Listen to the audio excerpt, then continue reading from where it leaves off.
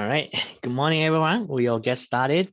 I will try to finish chapter 7 today, and then we'll have homework 6 due Thursday and exam 2 on next Tuesday. Okay, so that's the plan. But if I couldn't, then I will let you know at the end of the class about the changes. Okay, so we'll get started here. Still on chapter 7, electric potentials.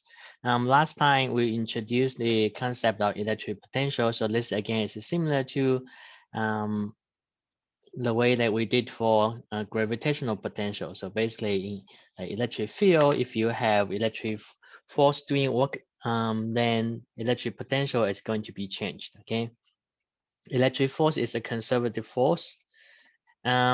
So change of the then potential energy. Okay, so this is take a note that potential is not potential energy. So if you have potential energy, then it's equal to Q times of the electric potential. Okay. To calculate that, we can start with calculating the electric potential energy change, which is given by this differential equation here, du equal to minus f dot dl. Okay, f is a vector, change in position is also vector displacement. Okay, then if you do du, so du then is equal to qe dot dl, dv is equal to then q over v over q. Okay, du over q, that gives you change in potential difference. Okay, so if you do potential energy divided by q gives you potential. All right. All right, so you can calculate then potential energy difference or change in potential. Actually change in potential, not potential energy, change in potential, then you can do minus from point A to B, E dot dl. Okay. So if you have a point charge inside the electric field, then it will experience electric force. Okay, so it's going to be going from high potential to low potential, just like a object that is in gravitational field. Naturally, it will go from high potential energy point to lower potential energy point. Okay, so in this case, then you can calculate the change in potential and with respect to the E field and the distance traveled. So E then is equal to minus delta V over delta S. Okay, so the positive charge will oscillate in the direction of E field. Okay, that's towards the region of the lower electric potential. And then it will be similar for a negative charge. It will oscillate in the opposite direction of E field. Okay, which is also making the object going into the lower potential energy, because then in this case, the electric field is doing work that is in the same direction as it goes. So then your potential energy still decreases. Okay, so in both ways. All right. Now, because electric force is a conservative force, so then the energy, mechanical energy should conserve still here. So you have kinetic energy plus the electric potential energy in this time. Okay, so then that should be conserved. So that means at point A and B, the two energies should add up to be the same. All right. So, and given like quantities, if you are looking for one of them, you can solve them by just using the equation over there. Okay, and then you can rewrite the equation to relate the potential here instead of potential energy there. Okay, so Q times the potential energy will be the potential energy there. Okay. All right, we also talk about how to calculate electric potential. So if you have a point charge, then if you take a reference point, usually this is a reference point that is at infinitely far away, okay? And your point of interest, which is r distance away from the point source, the charge, then potential is equal to kq over r, okay? So if you have a positive charge, your potential is positive. If you have a negative charge, your potential around that charge will be negative, because you take infinitely far away to be your V0, okay? All right, so electric potential energy then will be equal to Q if you have a second charge Q0 surrounding that point charge Q. So it will be equal to Q0 times V will be K Q0 Q over R. Okay, Q is the source charge, Q0 is your test charge. Now, if you have multiple charges in space, then electric potential should be equal to the electric potential by each of those point charges. Okay, so then over there you just add them up. Okay, KQI over RI and summation over I. Okay. A special case for a system of point charges refer to a dipole. So a dipole is two charges with opposite signs, the same magnitude, separated by distance d. So the dipole or dipole moment is equal to q times d as a vector pointing from the negative charge to the positive charge. Okay. So then in this case, you have a system of two charges. You'll add the potential by those 2 point charges up, okay, to be the potential point of interest at some point at distance r away from the origin here. If you place the middle point of the two charges at origin, okay, and then the two charges are on the z, so then this will be your point of interest P, V at the P, electric potential at the point P should be coming from the potential from the positive charge plus the potential from the negative charge, okay? And then that should be equal to K. K is a common factor. You put it outside of the parentheses here. Q over R plus, and then plus minus Q. So it becomes negative of Q over R minus, okay? R plus is your point of interest to the positive charge. R minus is distance from your point of interest to your minus charge, okay? From the geometry here, you can see R either plus or minus. That should be equal to, for R plus is equal to the X square. If your point P is on the X and Z plane, okay, so X and Z. So now it's equal to X plane square root of, so you can imagine you can draw a line perpendicular to the z here. So then this is the hypotenuse, right, of the right angle triangle, this guy here. So then x squared plus this guy squared will be z minus 1/2 of the d. Okay, so this is z there at this point. Okay. And then for the r of minus should be equal to square root of, similarly, the x squared plus this distance from here to here. So square will be z plus d over 2 square. Okay, so the distance r plus minus can be calculated that way. Now, if you relate the x to the angle theta over here, so theta will be equal to this r, okay, times sine of the angle. So sine, okay, the opposite sine equal to opposite over hypotenuse. So then that guy, so x squared will be r squared sine squared, okay? And then the z would be cosine, r times cosine, okay? Plus minus d over 2 squared, okay? Now, a special case of interest is if your point of interest is far away from the dipole, that means R is much greater than D, then you can expand this parenthesis over here, and then you can take the first order approximation, okay? So I think I'm going to repeat that, but the result will be equal to V at point P will be equal to, okay, you take the first order approximation. So take the first approximation term from, if you so if you expand this, you will see that r squared sine squared plus r squared cosine squared becomes r squared. Okay, you can actually put the r in front of the square root and then do an expansion there. But at the end, you'll get kqd cosine theta over r squared. Okay, so qd cosine, you can see that should be equal to the, so q times d, right, will be this magnitude of this. All right, and then cosine theta, theta is the angle between the d vector and this r vector. So then you can take that as r with the unit vector, this unit vector. Okay, so it will be this q times displacement d times this unit vector direction.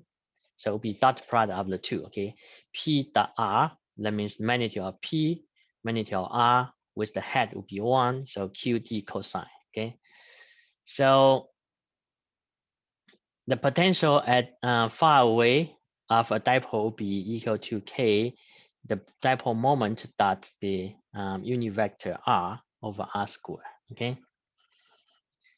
All right.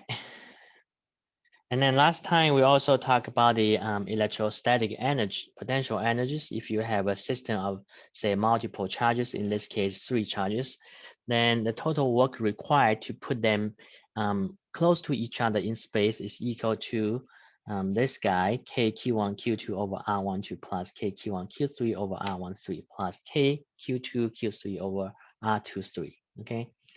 And you can write it also in the another way in terms of the electric potential at point 1, location of the charge 1, and then also Q2 times the electric potential at point charge 2. Okay, so then U is either equal to this expression or 1/2 of Q1 V1 plus Q2 V2 plus Q3 V3. Okay, so in general, um, electric potential energy for a system of several point charge be equal to 1/2 of summation of QI/VI. Okay, Q is the charge of each point charge times the electric potential at their location. Okay. All right. So I think that's what we learned last time.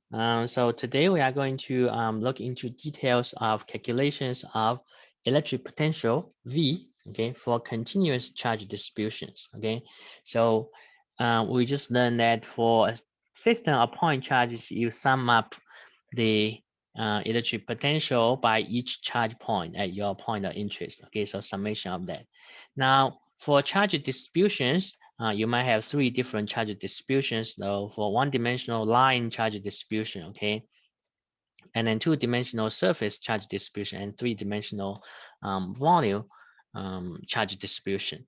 So in all of these 3 cases, you can divide them by small pieces. So for example, on the line charge distribution, you can bring the line into small pieces so that each piece have a charge of dq equal to lambda times dl.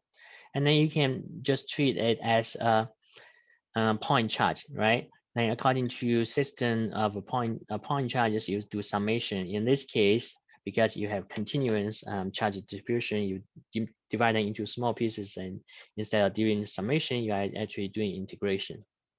So this will be the equation to use for continuous charge distribution. V equal to integration of k dq over r, and you divide the charge distribution into small pieces of dqs. Okay, so for line distribution is lambda dl that equals dq. For surface charge distribution is sigma dA that equals to dq. For volume charge distribution is rho dV that equals to dq. Okay. All right. So let's first take a look for the electric potential due to an infinity line charge. Okay. So you are going to divide the line into small pieces. All right. And then so to start with, you want to pick 2 points. One is your reference point, one is your point of interest. Okay. So let's take this. Okay, so let's say this is your reference point, this is your point of interest. So then change in potential, all right, dV should be equal to minus E dot dl. Okay, in this case, you can see for E, electric field, we learned last time for electric field by a line charge. Okay, infinity line charge should be 2k lambda over r. Okay, so at any point E, if you are here, E is pointing away, perpendicular to the line, away from it. Okay, so with a magnitude of E as distance r, and then times this r unit vector with the head. All right, and then times dl. So if you go from here to there, you do integration of it. Okay, so then V at this point of interest minus V at this reference point should be equal to integration of this. All right, and then this is 2k lambda over r times dr. Okay, so only this component will give you some value over here. The horizontal component will be 0. Okay, so if you resolve dl into horizontal component and vertical component. Okay. All right, so in that case, then is integration of dr over r that will give you a natural logarithm function. Okay, so then Vp over the reference point potential is equal to minus 2k lambda line natural logarithm of Rp, this distance over this reference point. Okay, all right.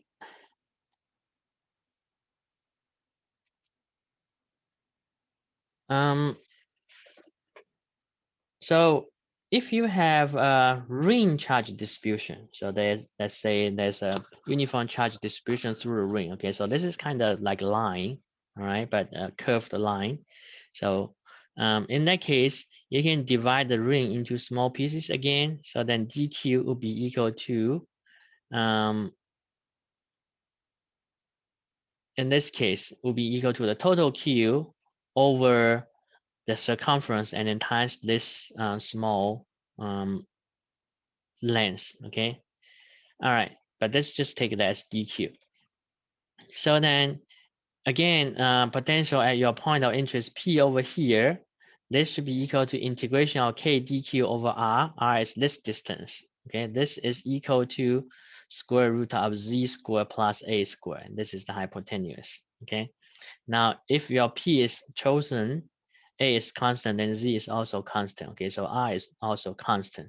So then when you are doing integration, only dq is a variable. So you are going to integrate through the whole ring for the charge. Okay, so then that gives you total q. So k over r, and r is constant of square root of z squared plus a squared. Now integrate dq through the ring will give you q, capital Q. Okay, so then this case simply it becomes the electric potential at this point p becomes k capital Q, the total charge, over square root of z squared plus a squared. Okay. So just let me know if you have questions. Okay. You can unmute yourself and speak up. All right.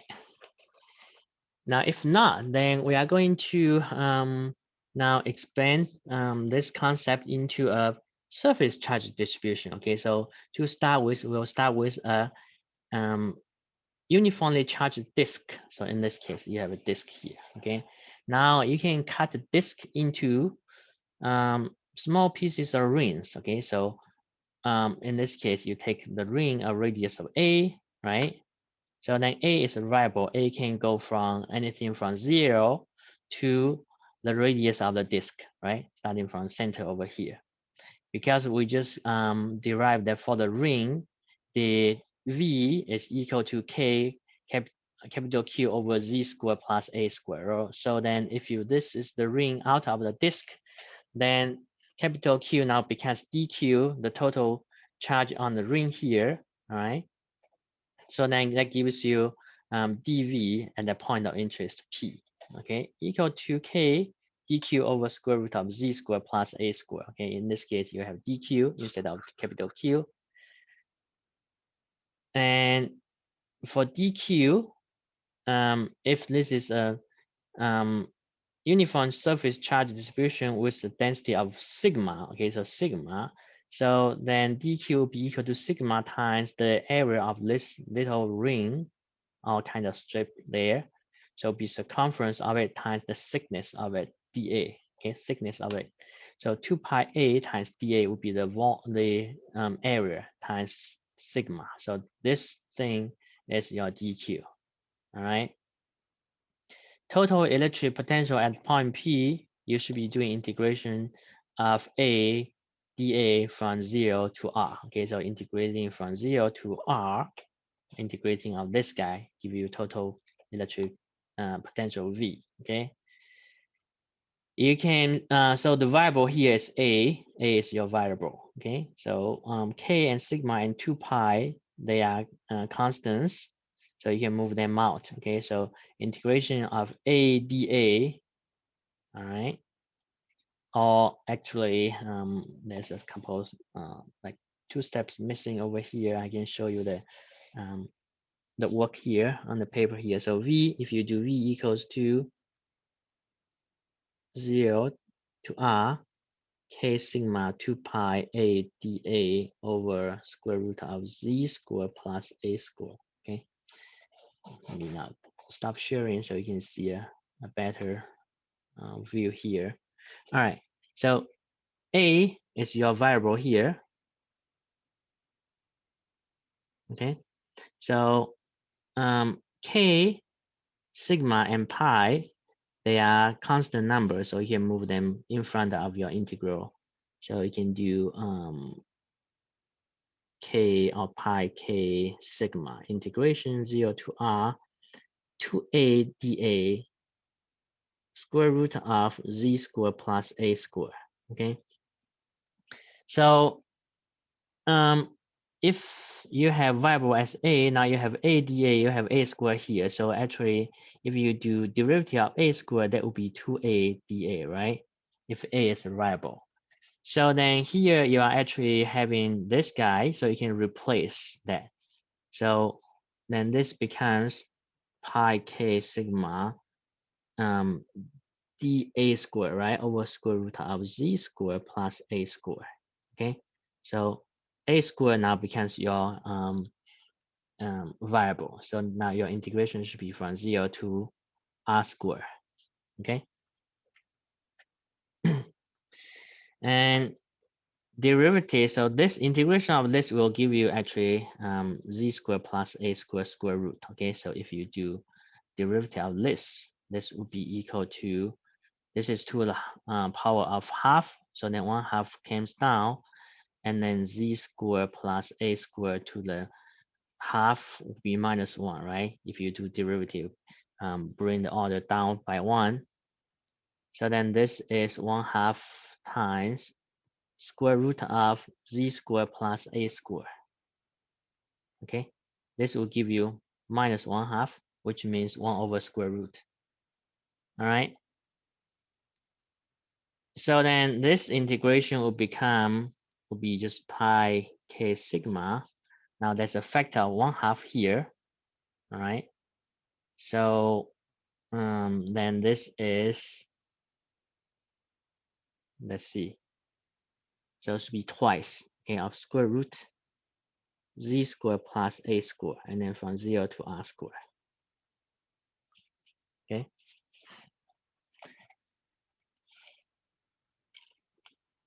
so in that case, this will be so 2 pi K sigma, you have square root of Z square plus R square, right, minus square root of Z square.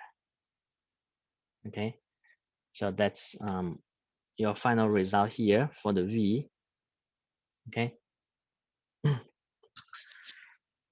so actually a few steps missing on the PowerPoint, but that should complete the derivation there. Questions you guys might have?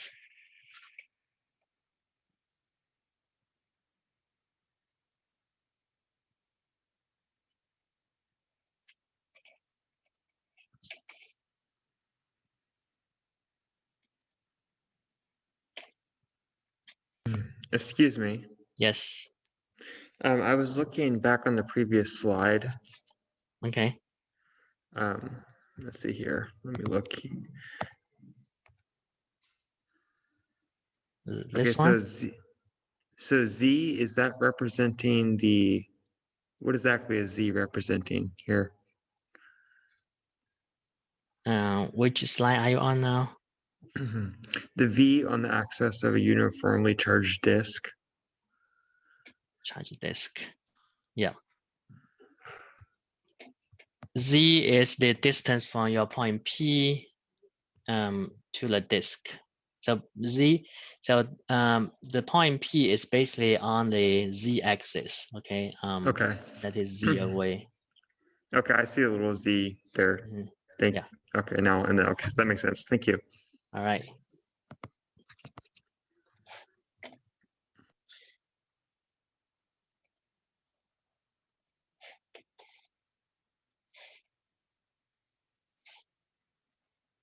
Okay. So Next, we should check on the volume charges distribution. Okay, so in this case, we'll be looking at a metal sphere over here. So then we know that for outside of the sphere, the E field you can treat as a point charge at the center of the sphere here. So KQ over R square, that would be the E field. So then if you are looking for the V at particular point P, so then you use this equation, right? You start with dV equal to minus E dot dl, okay? So this is minus KQ over R and then R to the hat dot dl, okay? So then it would be for dl, you can any route you can take, but it's going to be just having the component that is in the R dot R hat direction that matters, okay? So then would be in the dr direction, okay? So KQ over R squared dr, and then integrate from infinity far away to your point of interest, okay? Because you usually take the infinity far away for your reference point of potential equal to 0. So in that case, then this is equal to KQ over R. Okay, so this is similar to the point charge, all right, sitting at the center of sphere for that, okay? However, if you are looking at the inside of the sphere, okay, so because this is a metal sphere, so which is a conductor, so inside the sphere, E field will be equal to 0, okay? So then as you go from infinitely far away, arriving at the surface sphere, so then V at this surface sphere should be equal to KQ over capital R, all right? And then inside the sphere, E field doesn't change. E field is equal to 0, so that means the potential will not change, okay? Because you can freely go around without encountering or doing work against the electric field. So then V potential is equal to 0, or change in potential is equal to 0. So inside the shell, although E field is equal to 0, but potential doesn't change. It stays as KQ over R, okay? So that's what you would have for the potential there.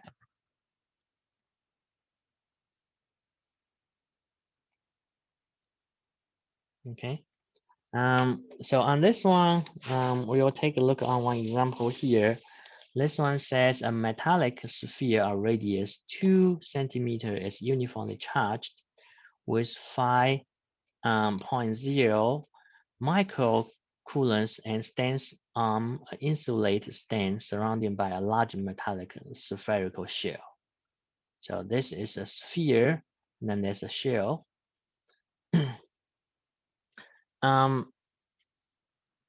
The inner radius of the shell is 5, and then the outer radius of the shell is 6 centimeters. And they are charged with minus 5.0 microcoulombs. If potential is 0 at infinity, what's the potential at A at the spherical shell, and then B at the inner shell, C in between, and then D inside the shell, and then E outside the shell.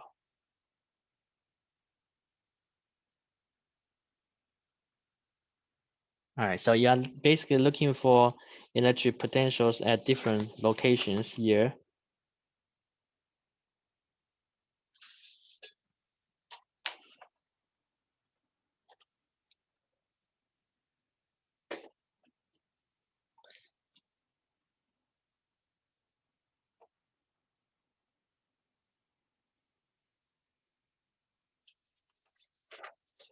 All right, I think I'll give you guys a couple of minutes to think about how you want to solve for this one, and then we can take a look at this one together.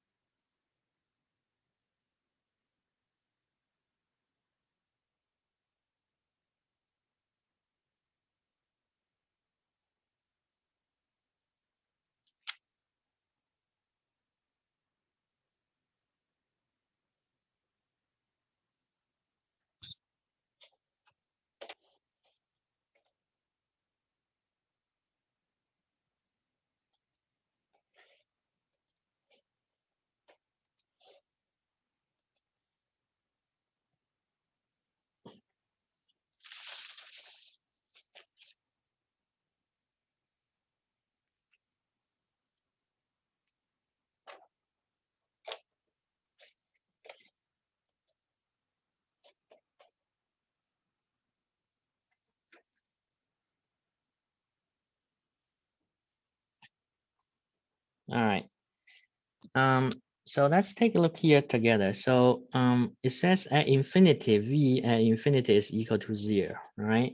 So we should take a look on what would be the electric field at all these different regions. Okay, so at the outside of the shell over here, you can see there's a positive 5 microcoulomb here. There's a negative 5 microcoulomb on the shell. So then if you draw a Gaussian surface outside of the shell, you can see this Gaussian surface for this guy will not enclose any net charge because -5 and +5 will cancel out. Okay, so according to Gauss's law, if you apply that, you'll find that when you are outside of the shell, so that means radius is greater than 6 centimeter, E field is actually equal to 0. Okay, because according to Gaussian's law, E times A equals to Q enclosed over epsilon naught.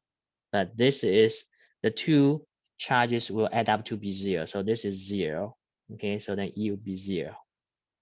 Okay, so you have E equal to 0 outside of the shell. So then the potential at the spherical shell over here on the surface over here, that's what we are looking for part A at the spherical shell. Okay, so then V, when you are having R equals to 6, that should be equal to 0, right? Because E field is 0 until and up to infinity. So then over here should be also equal to 0 because there's no electric field. So there's no change in potential. Okay, so E should be equal to 0. And then we should note that on the shell here, the outside of the shell over here, you should have minus charge because positive charge is inside here. So then all the charge should be distributed on the surface of the outside shell because this is a metallic sphere or metallic shell. So it's a conductor. Okay. And then for B, it's asking you for what would be the electric potential at the inner shell. So inner sphere over here, somewhere over here. On the inner sphere over here when R is equal to 5. Okay. So in this case, we need to find what would be the electric field in between the surface of the shell, the two surfaces of the shell. So you can draw a Gaussian surface, okay, here, somewhere here, spherical Gaussian surface. Because we want to use dV equals to minus E dot dr in this case should be the direction, okay, or dl. That's what we want, dl, but it goes from the inner to the outer shell in between. So we need to find this E first, okay. E times A will be equal to Q enclosed divided by epsilon naught, okay. So E would be constant times 4 pi r squared equals to Q. Now, if you're over here, your Q enclosed would be this phi. Okay, so 5.0 plus 5.0 times 10 to the minus 6 coulombs over epsilon naught 8.85 times 10 to the minus 6 minus 12 farad over meter. Okay. All right.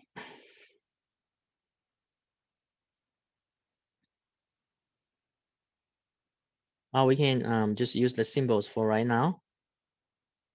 We can plug in the numbers later. Okay, so let me just use the symbols for right now. So from here, E times 4 pi r squared equals to Q enclosed over epsilon 0. That tells me my E field is equal to Q enclosed over 4 pi epsilon naught times r squared. Okay, that's my magnitude. Now, if I do, let me see. Oh, it's asking for the E field at the inner sphere actually over here on here. So that's fine because there's no charge over here. So we can still get the E value. Even you draw a Gaussian surface over here, that's the same equation, okay? So it's asking you for V equal to 2.0 instead of 5.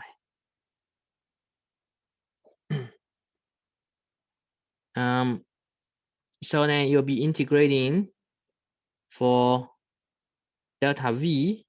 It's going to be integrating or minus of this Q enclosed over 4 pi epsilon naught R squared, okay? And then times dr will be just in that direction that matters. You are integrating from 2 to 5.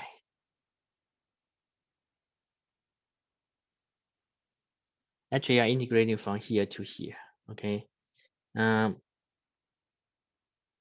Because, yeah, I shouldn't do Gaussian surface over there. I should do just in between this, okay? So this is from 2 to 5 here, because inside the metal shell over here, E field is equal to 0, right? Because it's in a conductor, so E field outside E field is equal to 0. Also inside the conductor, E field is equal to 0. So only in this region, you have E field doesn't equal to 0, okay? That's the region that matters, okay? So then you're integrating from 2 to 5. In this case, you can put in the numbers here. Okay. 1 over 4 pi epsilon naught is the K, right? If you use that as K, then you can put the K in front. So this should be equal to KQ. Put them in front. Integration. So minus of KQ. Integration of 1 over R squared dr. Okay. Now minus sign, you can put that in here. So if you integrate minus 1 over R squared, it becomes R 1 over R, so 225 centimeter. So this is basically KQ of 1 over R from 2 centimeter to 5 centimeter, okay? You can put in your numbers now. Change in V, delta V will be equal to K is 8.99 times 10 to the 9. And then Q is the 5.0 times 10 to the minus 6. And then 1 over the 5.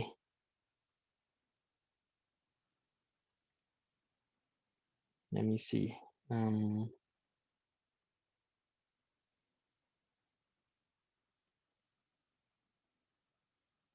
Oh, I should do the integration the other way around because we are going from outward inward. So I should do integration from 5 to 2 instead of from 2 to 5. Okay, you are going from outward from 0 and then approaching inward. So this should be from 5 to 2. Okay, sorry about that. 5 to 2 and then 5 to 2 here. So then this would be 1 over 2.0 times 10 to the minus 2 in meters minus 1 over 5.00 times 10 to the minus 2 in meters. Okay. So delta V will be equal to about 1.35 times 10 to the 6 volts here. And E is equal to 0 outside the shell. So potential is 0 here. And then E field inside this shell should be also 0. So then potential at this point should be also at 0. Okay. And V at R equal to 5 should be also equal to 0. Okay. So from here to there, then would be equal to that. So this would be your V at, this is the V at R equal to 2.0 centimeter. Okay.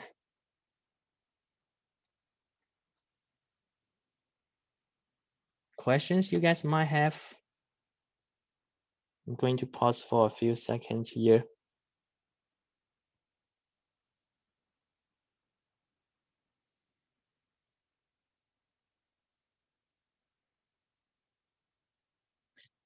All right, so if not,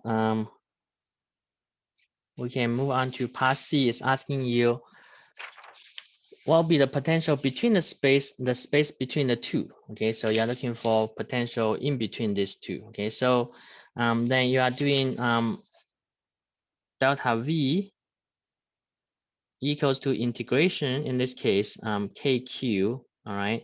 Instead of doing from 5 to 2 centimeter to 2 centimeter, you are doing from 5 to any number um, of R. So R is in the range of, so R is from 2 centimeter to 5 centimeter, okay? Any number between 2 and 5. Okay, so integrating from 5 to R of 1 over R squared dr. Okay, that's what we got from the previous case, that delta V is equal to KQ of 1 over R dr integration. Okay, so a minus sign there as well. Okay, so then it will be here equal to this guy. Okay, and integration of, again, this will be giving you just KQ 1 over R, now from 5 centimeter to R, any number in between 2 and 5. Okay, so this would be equal to an expression of KQ 1 over R minus 1 over 5 centimeters, so 0.05 meters. Okay, that should be the V of R, where R is in that range. Okay, from 2 to 5. And then you can plug in the numbers for a particular value of R. Okay, so let's see, in between the two, between the sphere and the shell. All right.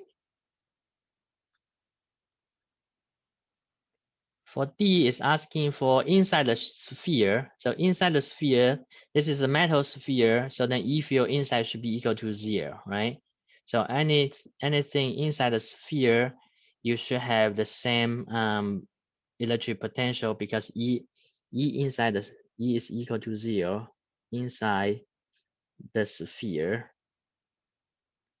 So then there's delta V will be equal to 0, okay, from the surface inside. So V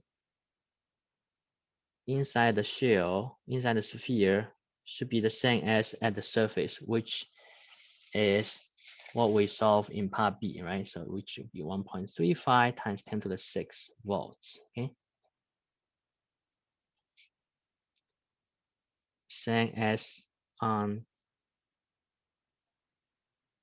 the sphere, okay? Because your E field is equal to 0 inside the sphere.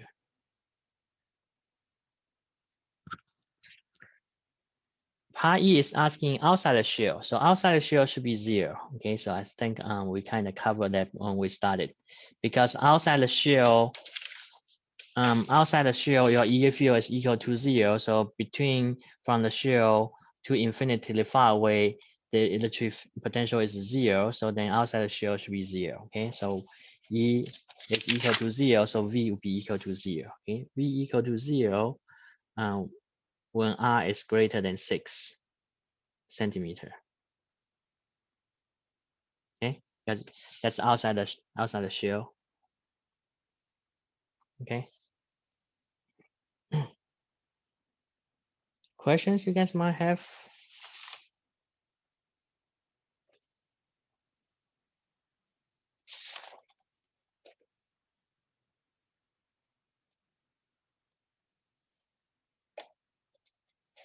Excuse me. Yes. So in this case, we're drawing the Gaussian surfaces to determine, let's see here. So what the electric field would be at different segments of the sphere, correct? Right. Yes. Okay, thank you. Yep. Yeah, because we need to know the electric field in order to calculate the potential difference across each region. Okay. And then given the reference at infinity large, you have potential at 0. That's the starting point. Yes. All right. So if we have a spherical shell of charge, then charge will be distributed on the surface. Okay, so I think that's what we kind of seen earlier in the previous slides. So yeah, starting from infinity larger way, and then the V on the surface would be KQR, and then inside the sphere, because there's no electric field inside, electric field is equal to 0. So then that stays as constant as you go into the sphere. Okay, so that's the same here. Let me see about this one.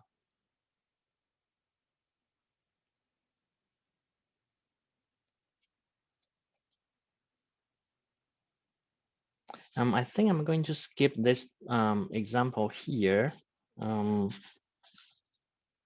I'm going to talk about how you actually can determine the field from potential. So when we have electric potential, when we calculate change in electric potential, we do derivative of V equal to minus E times dL. Okay, so if we rearrange this term, we can see that E will be equal to minus dV over dL. Okay, so if this is one-dimensional case, okay, so then dVx is equal to minus E times dx, okay, times I in the I direction. Okay, so then E dot I, if this is one dimensional, will be just become E in the x direction times dx. Okay, this should be E sub x. Okay, subscript over here. So in that case, you can see you can figure out the electric field by doing minus of d v over dx. Okay, so this is one dimensional case. Okay, so if you do the potential field over derivative of x will give you the electric field in x direction. Okay, and similarly, you can do this in the y direction and z direction. So then you will get electric field on the y direction and z direction. Okay, so if you do that, if you do derivative of v in x direction over dx, and then dv over dy. Actually, this is partial derivative because we have now 3 variables. Okay, so then you are doing partial derivatives. In that case, you get each of the x and y and z components by doing partial derivative of the potential with respect to the x and y and z. Okay, so this is also called if you are doing gradients of v. Okay, so if you and this is expressed by this symbol delta with a hat on it. So that means this is a vector. You are doing the x component partial derivative with respect to x, and then partial derivative with y in the j direction, plus partial derivative of potential with respect to z in the k direction. Okay, so in this case, in 3-dimensional, you can figure out your EV field by given potential field. Okay, and if you have different coordinate systems, say a cylindrical coordinate system, then the gradients of this coordinate system will be slightly different. It's the r vector partial over partial derivative of r, and then in the this phi direction 1 over r. Okay, partial this phi, and then plus z direction, partial derivative of v over partial derivative of z. For spherical coordinates system, you write gradient. The operation is again slightly different, but this is the equation. So in r direction, theta direction, and phi directions. Okay, you are doing that in those directions. We are going to take a look on this example here. So this is the normal XYZ coordinate system, Cartesian coordinate system. So it says in a particular region, the electric potential is given by V equal to minus XY squared Z plus 4 times XY. What's the electric field in this region? Okay, so we're going to just show you how to solve for this one. So basically, you are given potential, you're looking for E. Okay, so E would be negative of gradients of V. Okay, so doing gradients, that means you are doing partial derivative of V over partial X in I direction plus partial V partial y in j direction, and then plus partial derivative of v over partial derivative of z in the k direction. Okay, so you are doing that with a negative sign. V is equal to xy squared z plus 4xy. Okay, partial derivative of v over x, so that means doing derivative of this with x. So derivative of this x will be y squared z plus 4y, right? So it will be minus of y squared z in I, 4 squared z plus y squared z plus 4y in the I direction, okay, plus partial v partial y. So it means you are doing derivative of y to this expression. So that will be twice of xyz plus 4x, okay, in the j direction, and then plus partial v partial z will be x y squared plus 0. Okay, there's no z in the second term. So in the k direction, okay. So that will be your E field, okay, in the x and y and z directions, okay. So you can figure out that. Now, if you are given numbers for x, y, z, you can plug in the numbers to get the final answer for this one, okay. But that's how you do it, okay. Any questions you guys might have?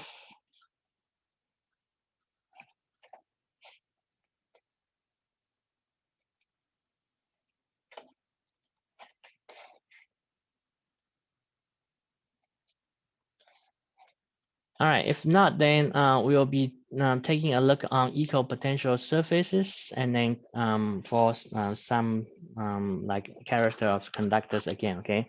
So again, this is similar to the equipotential for gravitational field, okay?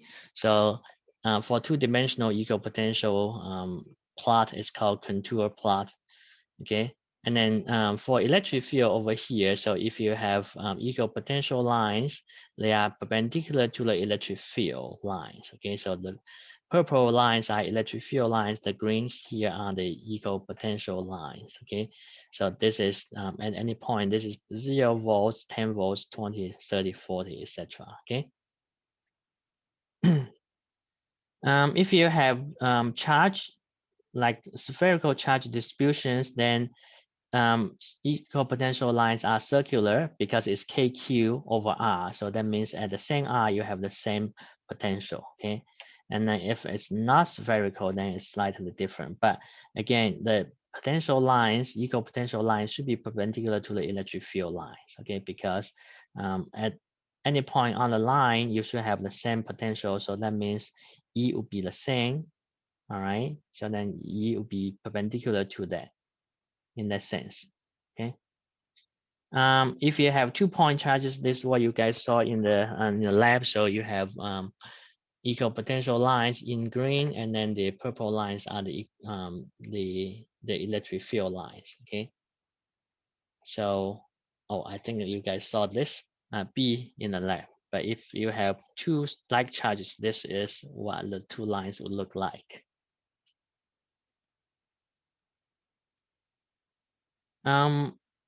If you have 2 metal spheres connected together, they are charged, then if a line, electric, the wire connects the two, then the two will have the same potential, okay? In that sense, for this guy, V would be equal to, if this is spherical sphere, then it would be KQ1 over R1. And then for the bigger one, bigger one is KQ1 over R1. Small one will be KQ2 over R2, okay? So Q then will be equal to sigma 1, or actually Q will be equal to sigma times 4 pi R squared. So in that sense, you will see that, let me see. Yeah, so if you put Q over there, so then it'll be K sigma 1 4 pi R1.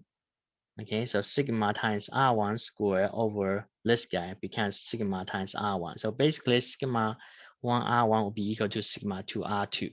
Okay, so that tells you if R1 is greater, then sigma 1 will be smaller. Okay, so if R1 is small, R2 is smaller, sigma 2 will be greater. So in that sense, if you have a conductor of irregular shape, so the more curved side, you'll have more charge densities, okay, because of sigma 1 times R1 is equal to sigma 2 times R2. All right, so charge are accumulated more on this side than this side over there.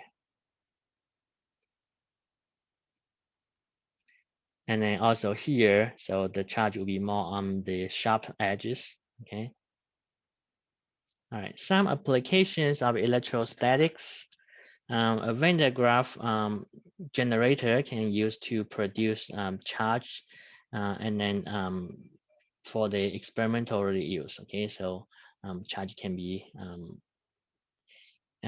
released from here, the ion source over here to the experimental area, okay? So that's what you want to have, like charges, and then for certain experiment you want to use those charges.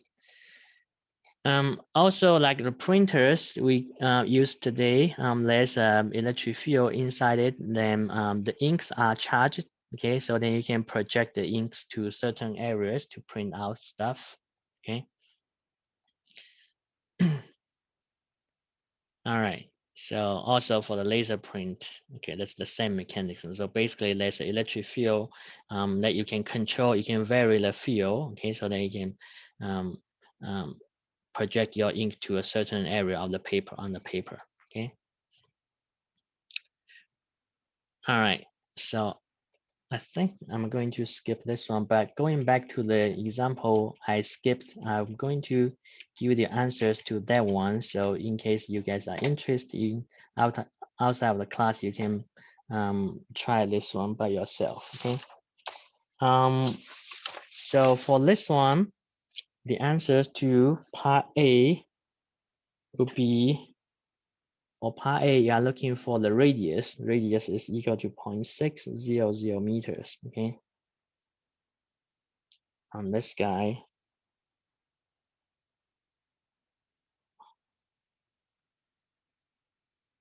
And then for the sign will be positive.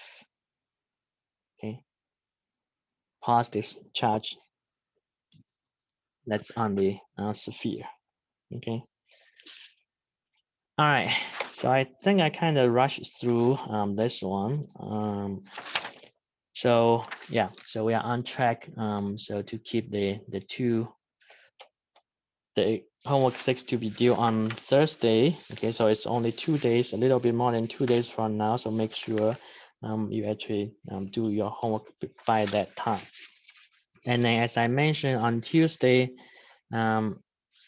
next week we'll have our exam number 3. Okay, so your midterm grades are due actually on Monday night. So I wouldn't be able to use the grades you guys receive from your second exam for the midterm grades. Okay, so your midterm grades will be based on the grades you got from your homeworks at up to this point, and your lab grades also exam number 1. Okay, but after I grade your exam number 2, I'll put your current grades on your paper. Okay, when I return them to you, so you guys can see what you have up to that point. Okay, for the class. All right. So we'll stop here for today. Okay, so I'll see you guys on Friday. Bye, guys.